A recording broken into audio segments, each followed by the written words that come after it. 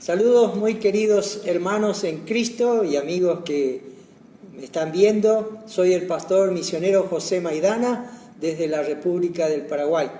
Y hoy quiero hablarles nuevamente de este admirable hombre de Dios que se llamó Job. Y el tema para este sermón lo he titulado La soberanía de Dios en la vida de Job. Estudiaremos el libro de Job, los capítulos que abarcan desde el capítulo 38 hasta el 42. Oremos entonces al Señor encomendando la bendición de Él sobre este mensaje. Padre, te damos gracias por este tiempo que nos permites una vez más abrir tu preciosa palabra. Gracias por este tema que vamos a tratar sobre la soberanía tuya, que tú tienes todo poder y todo dominio. Gracias, Señor, porque en ti confiamos, en ti esperamos. Toda nuestra vida está en esa esperanza y confianza, Señor, en lo que tú has de hacer. Tus designios, tus propósitos, Señor, se han de cumplir. Y admiramos, Señor, toda esta doctrina, toda esta enseñanza, y estamos, Señor, esperando siempre de ti lo mejor. Así que esperamos también ahora para que tú nos abras el entendimiento para poder comprender más de esta soberanía tuya y poder descansar en los brazos eternos de nuestro amado Salvador. Te damos gracias, ayúdanos, pues te lo pedimos por los méritos de nuestro Salvador, el Señor Jesucristo. Amén. Queremos entender la soberanía de Dios en las duras pruebas de la vida de Job y aún en las nuestras. Dios siempre estuvo directamente involucrado en todo lo que estaba sucediéndole a Job, y esto no tenemos duda. Aunque hay algunas personas que acusan de indiferencia y de desinterés ante los sufrimientos del ser humano, pero esto no es así. En este libro de Job, Dios se va a manifestar y va a mostrarnos su soberanía en todas las cosas para poner las cosas en su verdadero lugar. El problema planteado en este libro es algo que ha preocupado sobremanera al ser humano en cada generación. Y la pregunta que ellos se hacen y que todos a veces nos hacemos es: ¿por qué tienen que sufrir los justos? Y hoy continuamente, más que nunca, uno está escuchando preguntas similares a esta, ¿no es cierto? Si hay Dios, ¿por qué tanto sufrimiento en la vida humana? ¿Por qué los niños pasan hambre y sufren enfermedades crónicas? ¿Por qué hoy estamos viendo cómo miles de personas mueren cada día? Y allí se preguntan, ¿no? ¿Por qué sucede todo esto? ¿Por qué tantas injusticias? ¿Por qué las codicias de los hombres que provocan necesidades en otros? Queremos estudiar la soberanía de Dios en la vida de Job. Y Dios nos ayude a exponer en la mejor forma posible para que nosotros entendamos y estemos capacitados también para conducir todas nuestras preguntas y la de muchos seres humanos a este Dios que nos habla mostrándonos su increíble soberanía, mostrándonos su grandiosa majestad, mostrándonos su gran poder. Y cuando Job entendió esto, su problema quedó resuelto. Él entendió el problema de su sufrimiento, conociendo esa grandeza de Dios, conociendo su soberanía. Y lo mismo es el deseo al poder enseñar esta su palabra y este tema, que pueda ocurrir esto también en nosotros, llegar a entender y aceptar la soberanía de Dios en nuestras vidas. Y primeramente tenemos que definir qué es la soberanía de Dios. Y la palabra soberanía es autoridad en la que reside el poder. La soberanía de Dios es que no existe otro poder superior a Dios. Dios no se sujeta a ningún poder. ni a otra autoridad ni gloria. En un libro que tengo que se llama 52 Doctrinas Bíblicas, el autor Lewis Schaffer dice: Dios representa la perfección hasta el grado infinito en cualquier aspecto de su ser. Dios no puede ser jamás sorprendido por algo, jamás puede ser derrotado o disminuido. Amén. Todos los atributos de Dios, su eternidad, su inmutabilidad, o sea que no cambia, su omnipresencia, o sea que Él está presente en todo lugar, su omnisciencia, que Él conoce todas las cosas, ya sea las pasadas, ya sea las presentes y las futuras, su omnipotencia, que tiene el poder infinito que es empleado para hacer su voluntad, ponen de manifiesto que Dios es soberano, que Él es supremo sobre todo lo que existe en este mundo. A nosotros, los hijos de Dios, en realidad nos encanta, nos gusta hablar constantemente de este tema, la soberanía de Dios, que todo está bajo el control de Dios. Nos gusta pensar en la soberanía de Dios, que todas las cosas están dirigidas por las manos poderosas de Dios, que nada ha sido hecho al azar, nada ha sido hecho por equivocación o por el error, ya sea del hombre o de lo que sea. En Lamentaciones capítulo 3, 37 dice: ¿quién será aquel que diga que sucedió algo que el Señor no mandó? Todo acontecimiento lo ha producido la mano de nuestro Señor. Nada escapa a sus designios, nada escapa a su voluntad, nada escapa a su poder. Nos gusta predicar a un Dios soberano que está sentado allí en su trono, en el universo, y con su corona allí puesta en su sien, que tiene todo dominio, allí sobre el cielo y en la tierra, dirigiendo todas las cosas, que lo tiene todo bajo su control y en su derecho de hacer, como dice Efesios 1:11, todas las cosas según el designio de su voluntad.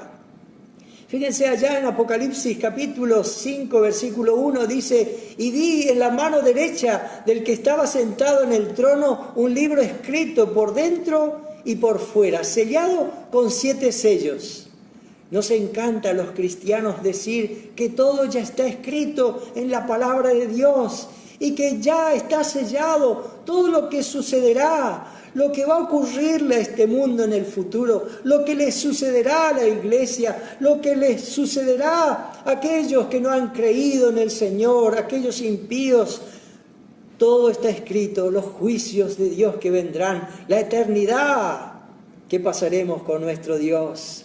Qué hermoso hablar de la soberanía de Dios. El gran predicador Carlos Spurgeon dijo: no hay atributo de Dios más confortador para los hijos de Dios que la doctrina de la soberanía divina.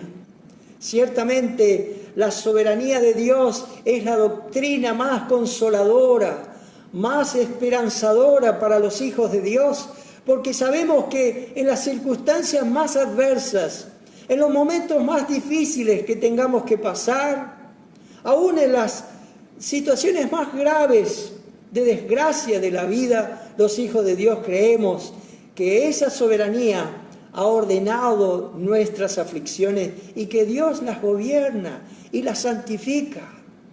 Entonces, queridos hermanos y amigos, ese es el Dios en que nosotros confiamos, ese es el Dios que nosotros amamos, que Él es soberano, que Él es majestuoso, que Él tiene todo poder.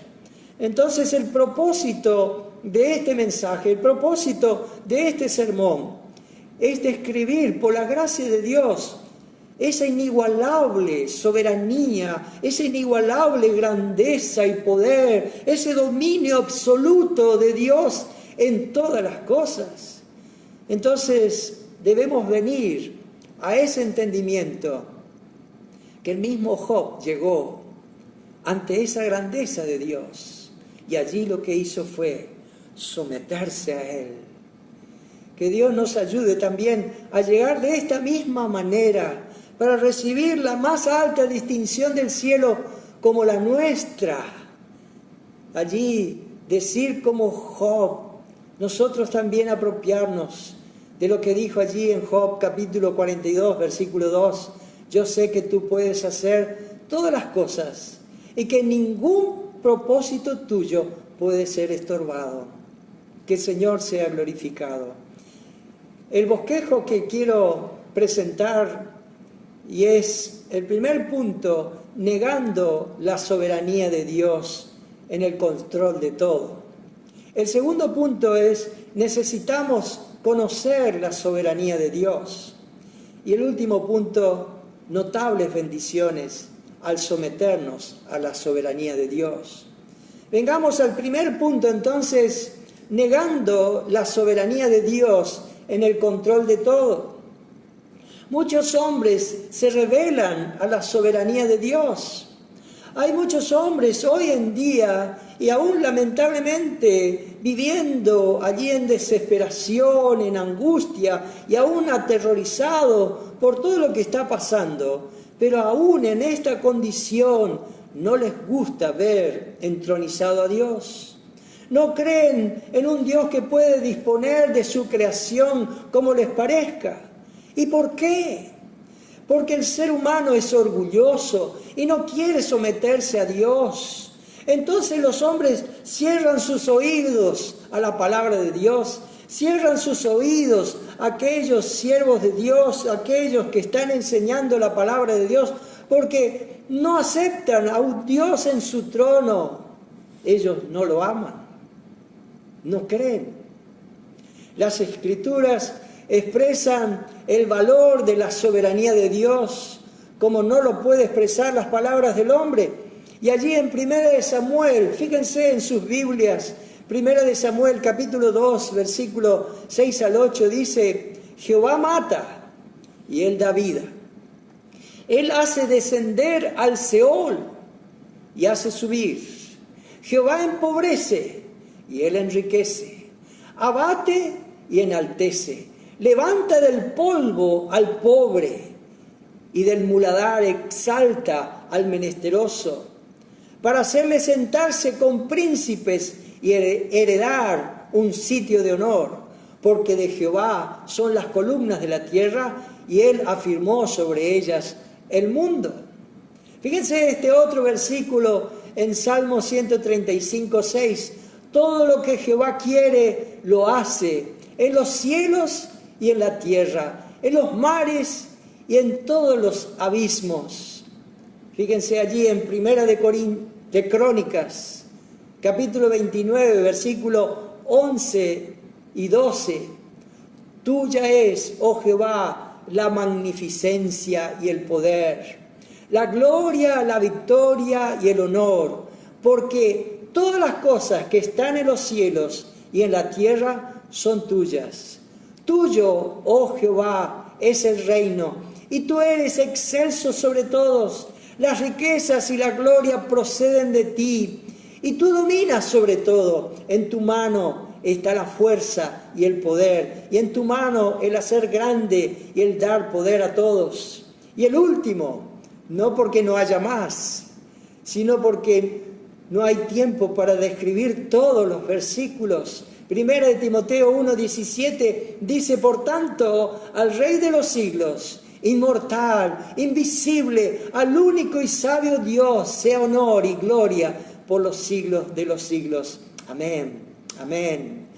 Mucha gente está en estos días de pandemia desesperada, sin paz. Pero lo más triste, y siendo la causa principal de sus angustias y de su falta de paz, es que están sin esperanza y sin Dios en el mundo. Efesios 2:12. Pero el Hijo de Dios, aquel que ha creído en el Señor Jesucristo, tiene allí claro su entendimiento de las Escrituras, pues mira la soberanía de Dios y sabe que Jesucristo es el Señor, a pesar de lo que pasa en el mundo o en su vida personal, él confía en todo, que al fin será para su propio bien y para la gloria de Dios. Lewis Schaffer allí habla de la soberanía y dice: hay paz perfecta y el más elevado destino para aquellos que, conociendo la voluntad de Dios, se someten a ella. Pero hay penas y angustias esperando por aquellos que, sabiendo la voluntad de Dios, la ignoran. Job, lamentablemente, no permaneció en esa fe. En el sermón anterior nosotros vimos cómo Job pudo triunfar en medio de la terrible tragedia y aflicción que llegó a su vida. Esta victoria había sido en fe, mirando a Dios y sometiéndose a sus determinaciones, como vimos. Admirable fe. Pero lamentablemente Job no permaneció en esa actitud de fe, aferrándose a Dios. Al pasar los meses y no mejorar su situación, Job, como Pedro, flaqueó ante las olas gigantescas y quitó la vista del Señor y empezó a hundirse. Y es realmente trágico ver a aquel hombre triunfante que vimos allí en el capítulo 1, en el capítulo 2, hundiéndose en una actitud de rebelión contra Dios, maldiciendo aún el día de su nacimiento, en un abierto desafío a los propósitos de Dios para su vida. Y allí en Job capítulo 3 y en el capítulo 10 leemos que él quería no haber nacido. Allá en el capítulo 6 y en el capítulo 7, él dice que quería haber muerto. Y allá en el capítulo 10, versículo 20 al 22, lo vemos que ya no tenía más esperanza. No juzguemos a Job, pues fácilmente también nosotros hacemos lo mismo. No aceptamos una enfermedad o una situación o la muerte de un ser querido y le preguntamos a Dios a veces en una forma de desafío: ¿por qué Dios permitió esto? ¿Por qué Dios aprueba que tenga que vivir con esto en mi vida? ¿Por qué Dios nos dio para tan pronto sacárnoslo de nuevo? Y lo peor es que en esta rebelión rechazamos las únicas fuerzas y consuelo que Dios puede darnos. Y allí nos encerramos en nuestras tragedias y en nuestros dolores. Esto hace a nuestra tragedia, a nuestro dolor, aún más desangrante. Y vemos esto en la vida de Job. Job empezó a cuestionar el trato de Dios con él. Job había expresado muchas veces su deseo de encontrar a Dios para plantearle sus argumentos y pedirle la razón por qué le estaba tratando como lo estaba haciendo. Job tenía muchas preguntas para hacerle a Dios y especialmente quería preguntarle cuáles son los pecados en su vida que han sido la causa de su gran sufrimiento. Hubo momentos en que Job pretendió enseñar o instruir a Dios sobre lo que debería de haber hecho con él.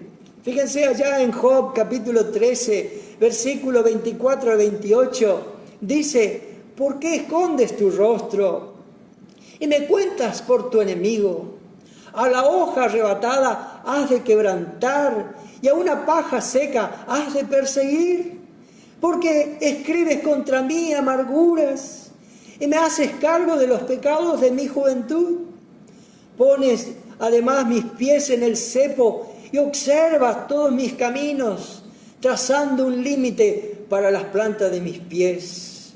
Y mi cuerpo se va gastando como de carcoma, como vestido que roe la polilla. Me gustó al comentarista Warren Wiersbe cuando explica estos pasajes y dice así: Job estaba diciendo a Dios: me tratas como a un enemigo, pero yo soy solo una hoja débil. movida por el viento. Soy un pedazo de hierba que no vale para nada. Soy un pedazo de madera que se pudre. Soy como un vestido comido de polillas. Y todavía, Dios, me tratas como un prisionero de guerra y me estás vigilando a cada instante. Job tuvo un directo enfrentamiento con Dios que complicó mucho más allí su situación. Dijo que si hubiese sido injusto, no hubiera rehusado sufrir. Pero una y otra vez Job defendió su cuidadoso andar para no pecar, porque temía el castigo de Dios. Y él llegó a decir en Job 13:23, ¿cuántas iniquidades y pecados tengo yo? Hazme entender mi transgresión y mi pecado. Frente a la injusticia de Dios, que él pensaba que era injusta, allí Job deseaba poder hablar con Dios frente a frente, hallarle a Dios para restablecer delante de él sus caminos. Dice en Job capítulo 13, versículo 3, pero quiero hablar al Todopoderoso y deseo argumentar con Dios. En Job 16, 21 dice, si un hombre pudiera arguir con Dios como un hombre con su vecino. Job había cuestionado la justicia, había cuestionado el gobierno, había cuestionado la sabiduría de Dios. Sus cuestionamientos habían surgido vez tras vez. Quiero encontrarme con Dios y hablar con Él. Pero en realidad Dios se adelantó y empezó a hablar con él. Y en vez de hacerle Job las preguntas, Dios empezó a hacerle preguntas a Job una tras otra. Y esto es lo que vemos allí en el capítulo 38, 39 y 40. Y el primer punto entonces el segundo punto de nuestro bosquejo es: necesitamos conocer la sabiduría de Dios. Job malinterpretó la soberanía de Dios. O sea, él conocía, vemos en las Escrituras que él conocía la soberanía de Dios, pero no la entendía muy bien. En Job capítulo 23, versículo 3 al 15, miremos allí que dice Job: pero si él determina una causa, ¿quién lo hará cambiar? Su alma deseó e hizo. Él pues acabará lo que ha determinado de mí. Y muchas cosas como estas hay en él, por lo cual yo me espanto en su presencia. Cuando lo considero, tiemblo a causa de él. Job estaba asustado de la soberanía de Dios. Job estaba espantado porque en parte conocía esa soberanía, pero temía, le espantaba lo que le podría venir, porque ya estaba sufriendo mucho y se preguntaba: ¿qué Él enviaría ahora, a continuación, el Todopoderoso? Porque Él dice, si Dios tiene un plan, si Él determina una cosa, si Él lo desea, ese plan se va a cumplir, nunca se va a cambiar. Si Él tiene un plan, va a suceder. Si Él lo deseó, Él lo hará. Pero Job sabía que no había nada, de ninguna forma, que podía oponerse a la determinación, a hacerle cambiar de parecer, pero él temía. Debemos aclarar sobre la soberanía de Dios. Dios solo actúa en conformidad con su carácter, lo que significa que sus acciones no son arbitrarias, sino confiables y siempre para el bien de su pueblo. Miremos allá en Jeremías 29:11 que dice, y contrarrestando este pensamiento de Job: porque yo sé, dice Jeremías, los pensamientos que tengo acerca de vosotros, dice Jehová, pensamientos de paz y no de mal, para daros el fin que esperáis. Dios quiere enseñarle a Job que Él es soberano, pero que no debe temer, que debe confiar en Él, que debe confiar en el trato de Dios amoroso. De repente allí, miremos en Job capítulo 38, versículo 1 al 3. Allí en medio de un torbellino se escucha la poderosa voz de Dios, primeramente haciendo callar al último de los amigos filósofos. Y allí Dios se adelantó y va a empezar a preguntarle a Job, pregunta tras pregunta. Dice así Job capítulo 38, versículo 1 al 3. Entonces respondió Jehová a Job desde un torbellino y dijo: ¿quién es este que oscurece el consejo con palabras sin sabiduría? El versículo 3. Dios se dirige a Job: ahora ciñe como varón tus lomos. Yo te preguntaré y tú me contestarás. Ciñe como varón tus lomos, le dice el Señor a Job. Yo te preguntaré y tú me contestarás. Eso de ceñir los lomos es una frase que hace alusión al modo de vestir en la antigüedad. La túnica suelta que solía usarse se abrochaba, se ataba allí con una faja cuando los hombres iban a correr o iban a trabajar o iban a entrar en algún conflicto allí. Lo que Dios le estaba diciendo aquí es: hazte lo más fuerte posible, prepárate para hacer el mayor esfuerzo, porque Dios le iba a explicar a Job los hechos que ocurrían constantemente en el universo. Esto es algo tan interesante.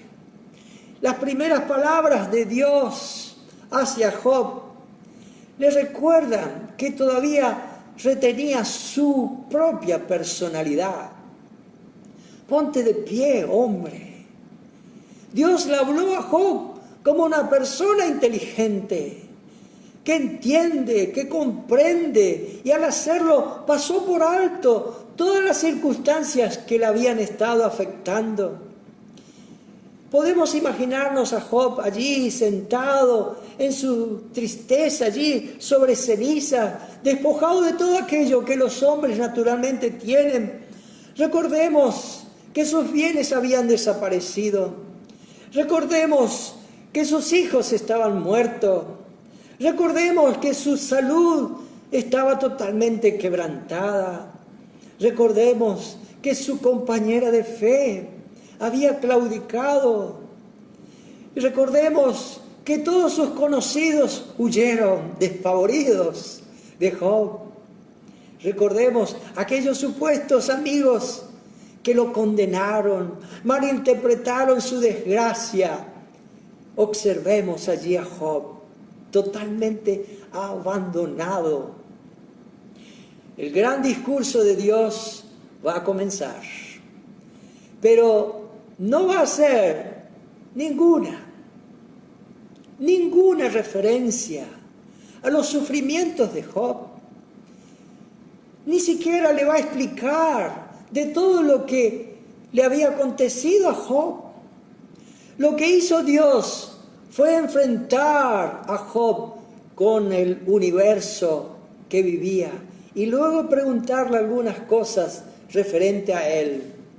Y lo primero que Dios le pregunta a Job es: ¿cómo puedes explicar mi creación? ¿Cómo fueron ordenadas y sustentadas todas las cosas que yo creé? El sufriente Job es sometido a una serie de preguntas respecto al universo y su funcionamiento. Ya que sabes tanto, bueno, respóndeme a esto que te voy a preguntar. Y Dios le muestra a Job el dominio que él tiene sobre su creación y cómo él hace funcionar el universo. Fijémonos allí en Job capítulo 38, versículo 4 al 7. Y allí Dios le pregunta a Job, ¿dónde estabas tú cuando yo fundaba la tierra? Házmelo saber, si tienes inteligencia. ¿Quién ordenó sus medidas, si lo sabes? ¿O quién extendió sobre ella cordel? ¿Sobre qué están fundadas sus bases? ¿O quién puso su piedra angular? Cuando alababan todas las estrellas del alba y se regocijaban todos los hijos de Dios. Por medio de estas preguntas a Job, Dios quería abrirle el entendimiento para que se dé cuenta de todos sus errores que él estaba cometiendo en cuanto a sus pensamientos cerrados en cuanto a Dios. Dios le pregunta sobre los detalles de la creación. Y allí Dios está describiendo como si fuera la construcción de una casa o de un edificio, cómo Él hizo allí el universo, cómo Él hizo el mundo, allí con sus fundamentos, con sus dimensiones, con sus cordeles, dice, y con sus bases. En el versículo 6 leímos allí que ¿qué están fundadas sus bases? Pregunta Dios. Y nos preguntamos, ¿sobre qué están fundados los fundamentos allí de la tierra? ¿Qué es lo que le mantiene allí? Como dice Job 26:7, la tierra cuelga sobre la nada. Y esto se escribió antes que los sabios, los doctos de la tierra, pensaban que gigantescas criaturas sostenían el mundo. La mitología griega decía que el gran Atlas fue condenado por Zeus para cargar con el mundo.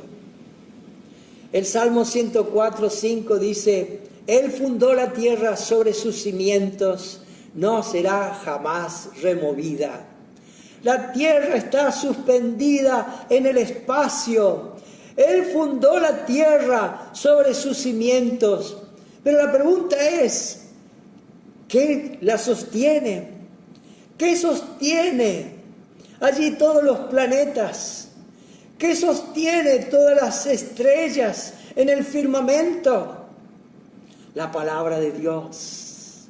En Hebreos 1:3 dice, quien sustenta todas las cosas con la palabra de su poder. En Colosenses 1:17 dice, y Él es antes de todas las cosas, y todas las cosas en Él subsisten. Dios mantiene el universo, Él controla, Él gobierna, Él sustenta con su palabra, con su poder. Dios le pregunta a Job sobre los mares también, que Dios allí puso límites, dice en Job capítulo 38, 8 al 11. Allí esos límites son las orillas, son las costas. Dios le dijo, hasta acá llega tu braveza. Dios le pregunta a Job respecto a la salida del sol y de la luz que se esparce, la aurora, allí en el capítulo 38, 12 al 13. Lo que le está diciendo a Job es si conocía el manejo de la creación y sus secretos. ¿Conoces tú las dimensiones extensas de las profundidades de los océanos y del Seol? Allí donde están las puertas de la muerte. El Seol, el lugar donde van los muertos. ¿Conoces tú dónde está esa puerta? Y allí en Job 38, 16 y 17 dice, ¿has entrado tú hasta las fuentes del mar? ¿Y has andado escudriñando el abismo? ¿Te han sido descubiertas las puertas de la muerte? ¿Y has visto las puertas de la sombra de la muerte? Cerca de la isla de Guam, al norte de las islas Filipinas, se encuentra la fosa de las Marianas, que con una profundidad documentada de 11.033 metros. Y esta en realidad es una de las fosas más grandes del planeta. Una. El monte Everest, que está allí en la cadena montañosa del Himalaya, mide 8.848 metros de altura. Lo que nos está diciendo esto es que las profundidades son mayores que las alturas de la tierra.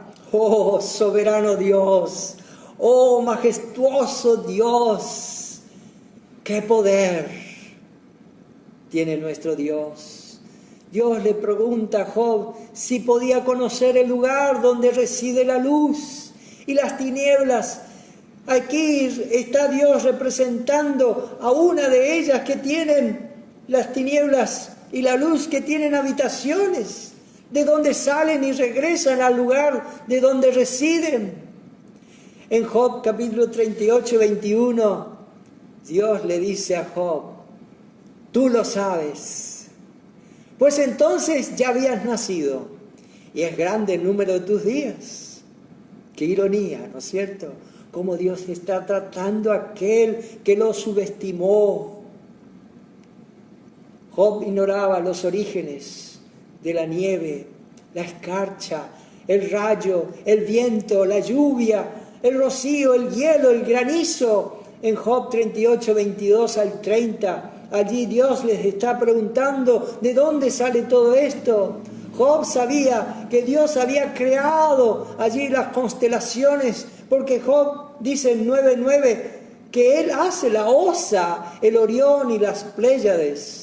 Las constelaciones son los grupos de estrellas, y que Dios allí en Job 38, 31 y 33 le está diciendo: ¿puedes tú mover con tus manos estos diferentes grupos de estrellas en las esferas celestes? Le preguntó si entendía los movimientos de ella, si podía controlarlas. El ser humano puede estudiar las estrellas, pero no puede controlarlas. Dios le preguntó cómo se producen las nubes y los relámpagos. ¿Qué podía contestar Job? Él quedó en silencio. Pero viene otra serie de preguntas. Primero entonces le pregunta Dios a Job: ¿cómo puedes explicar mi creación? La segunda pregunta es: ¿cómo puedes sostener mi creación? ¿Cómo puedes cuidar tú mi creación? Después de interrogar a Job sobre las admirables allí elementos de la creación, todas esas cosas tan admirables y su funcionamiento del universo, ahora le pregunta sobre la manera de ser tan notable de muchos animales que Dios creó, esas características particulares que tienen cada animal, únicas, que han sido dadas por Dios. Y esto vemos en el capítulo 39, versículo 1 al 33.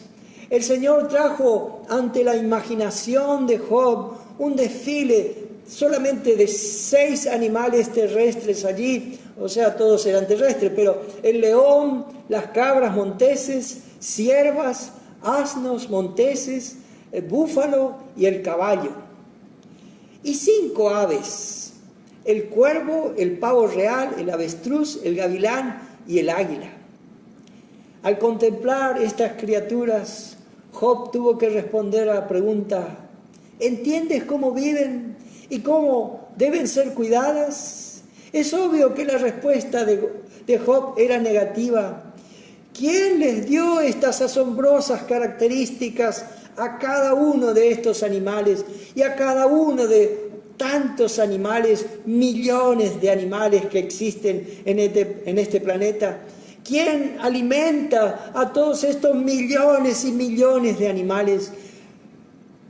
¿Puedes tú, hombre, que tú crees ser tan sabio, hacer lo mismo? A no sentirse capaz de cómo podía explicar o sostener la creación de Dios, menos podría llegar allí a entender al perfecto Dios y estar capacitado para siquiera discutir con Él, argumentar con Él. Entonces Dios le pregunta: ¿cómo puedes explicar mi creación? Segundo, ¿cómo puedes sostener mi creación? Pero ahora tercero le pregunta Dios a Job, ¿cómo puedes someter a mi creación? Y allí Dios le lleva al capítulo 40. Dios le hace mirar de nuevo a dos enormes animales. No sabemos ciertamente si estos animales, el Behemoth y el Leviatán, son animales ya extintos y que fueron dinosaurios terrestres o acuáticos. No sabemos, pero muchos comentaristas dicen que el Behemoth es el hipopótamo y el Leviatán es el cocodrilo. Sea como sea, allí en Job capítulo 40, versículo 15, habla del Behemoth. Y dice, he aquí ahora Behemoth, el cual hice como a ti, hierba come como buey. El Behemoth significa super bestia. Dios le invita a Job a que considere allí a esta super bestia, el Behemoth, como un ser creado, y creado como Job, y como todos nosotros. Y seguidamente empieza a describir a este enorme animal, describe su fuerza física. En Job capítulo 40, 18, sus huesos son fuertes como bronce y sus miembros como barras de hierro. Allí en Job capítulo 40, 24, habla de la dureza y de la fiereza del Behemoth. ¿Lo tomará alguno cuando está vigilante? Y horadará su nariz, va a perforar su nariz. No se va a olvidar. En Job capítulo 41, 1, allí va a hablar del Leviatán o el cocodrilo. Y allí dice, ¿sacarás tú al Leviatán con anzuelo o con cuerda que le eches en su lengua? Allí Leviatán significa torcer, encorvar. Si se llega a capturar, si tú llegas a capturarle, no podrá ser tu mascota, le dice Dios. Si tú llegas a capturarlo, jamás será domado. Allí en Job 41, 33 y 34 dice, no hay sobre la tierra quien se le parezca, animal hecho exento de temor, menosprecia toda cosa alta, es rey sobre todos los soberbios. La gente dice, huye despavorida, pero él no huye de nadie. Dios sacó una admirable aquí conclusión práctica de estos animales y le dice a Job, allí en el 41, 10 y 11, nadie hay tan osado que lo despierte. ¿Quién, pues, podrá estar delante de mí? ¿Quién me ha dado a mí primero para que yo restituya? Todo lo que hay debajo del cielo es mío. O sea, si nadie se atreve a despertar a estos animales feroces, que Dios los hizo, ¿cómo es que el ser humano se atreve allí a desafiar a Dios? ¿Cómo puede el hombre atreverse a desafiar, a cuestionar a Dios, quien hizo a estos animales? Nadie puede pedir cuentas a Dios. Nadie puede tratarle de injusto a Dios, porque dice Dios, yo le haya retirado los favores, como en el caso de Job, porque nadie me ha hecho deudor suyo previamente, dándome algo que no fuese ya mío. O sea, nadie me dio nada que no sea mío. Yo no soy deudor de nadie.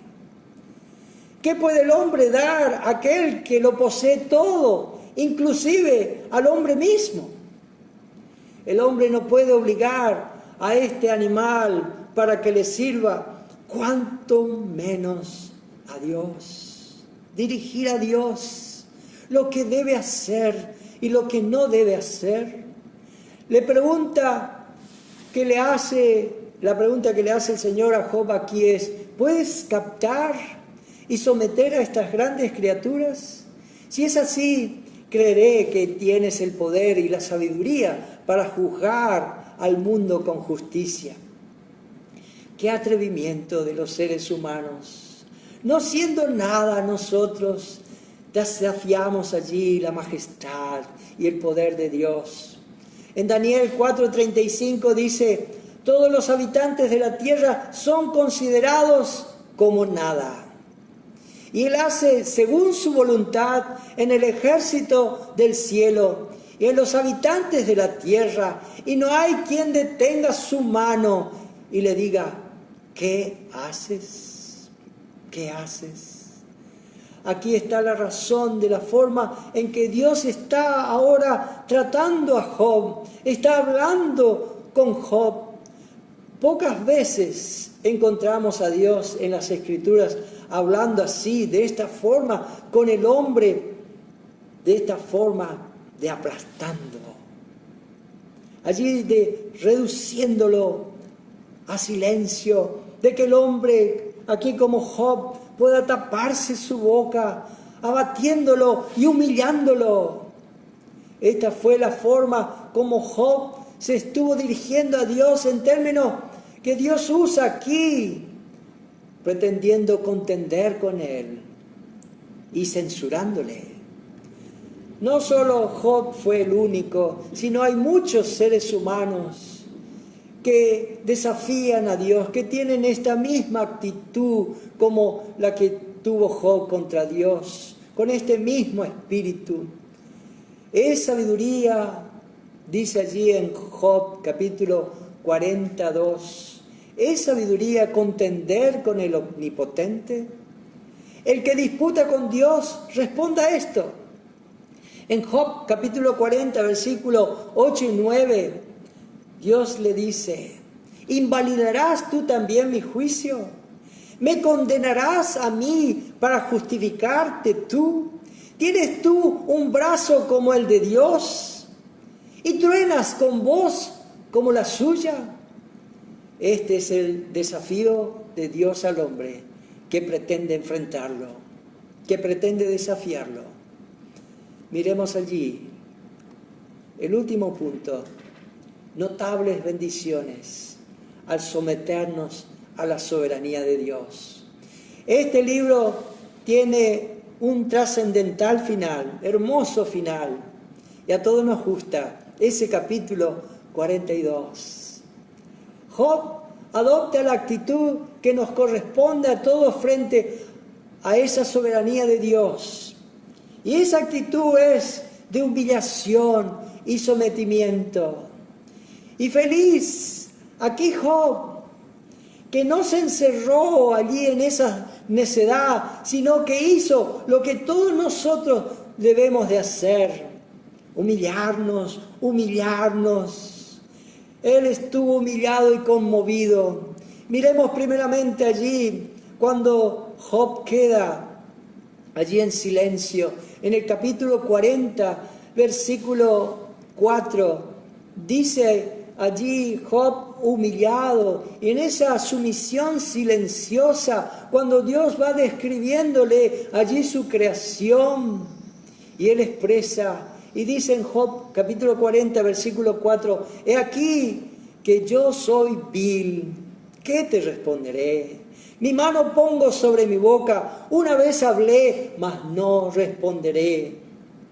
Esta palabra vil no tenía el significado que ha llegado a tener en nuestros tiempos. En la palabra hebrea no hay ninguna indicación de falta de moral. Literalmente significa sin peso alguno. Job no estaba confesando que él era un culpable de perversidad moral, sino que él admite su insignificancia e incapacidad de contestar allí a las preguntas que Dios le estaba haciendo. Es como si dijera: no soy nada. ¿Qué derecho tengo a hacer preguntas o protestas como las he hecho. Job conoce acá que no es nada en comparación con ese universo y más aún con ese Dios que hizo el universo. Entonces Job estaba conmovido y humillado. Pero Job estaba arrepentido. Miremos allí en el capítulo 42, este hermoso versículo. En el versículo 2 dice: yo conozco que todo lo puedes. Allí él reconoció la soberanía de Dios. Y él dice: y que no hay pensamiento que se esconda de ti. En medio de la aflicción que Dios permitió en la vida de este hombre, Job aceptó y reconoció su grandeza, reconoció su plena soberanía. En contraste con su propio orgullo y pecado, Job se humilló ante el Señor y reconoció su poder y su justicia en ejecutar allí sus planes como Él quiere. Reconoció que los propósitos de Dios son supremos y que Él es soberano. Allí en el versículo 3 del capítulo 42 dice: ¿quién es el que oscurece el consejo sin entendimiento? Por tanto yo hablaba lo que no entendía, cosas demasiado maravillosas para mí que yo no comprendía. Job admitió que sus palabras habían sido erróneas y que había hablado sobre cosas que no entendía. Reconoció la razón de Dios en reprenderle por su falta de cordura. Se dio cuenta de que todo lo que Dios hace es correcto y el hombre debe aceptarlo por la fe. En el versículo 4 dice allí Job: oye, te ruego y hablaré, te preguntaré y tú me enseñarás. ¡Qué cambio! ¡Qué distinto este hombre! Él reconoció que solo Dios tenía derecho a hablar. Él se sometió allí a esa majestad. Ya no necesitó preguntar más nada a Dios. ¿Por qué todo ese sufrimiento en su vida? Para él estaba aclarado. ¿Se dieron cuenta? No pregunta más nada. Él dice en el versículo 5: de oídas te había oído, mas ahora mis ojos te ven. ¡Qué admirable es esto! Ahora mis ojos te ven, ahora puedo verte. Job vio a Dios, Job vio la gloria de Dios. Ahora él podía conocer directamente a Dios. ¡Qué cambio en su vida! Versículo 6 dice: por tanto me aborrezco y me arrepiento en polvo y ceniza. Job dijo: no puedo responder tus preguntas. Todo lo que puedo hacer es confesar mi orgullo y humillarme ante ti. Me aborrezco y me arrepiento en polvo y ceniza. Job había tenido un encuentro personal con Dios y se había visto a sí mismo como nada. Se había visto como polvo y ceniza. Hermano, sometámonos a ese Dios, humillémonos ante esa soberanía de Dios. El tercer puntito, para terminar, las abundantes bendiciones que Job recibe al someterse.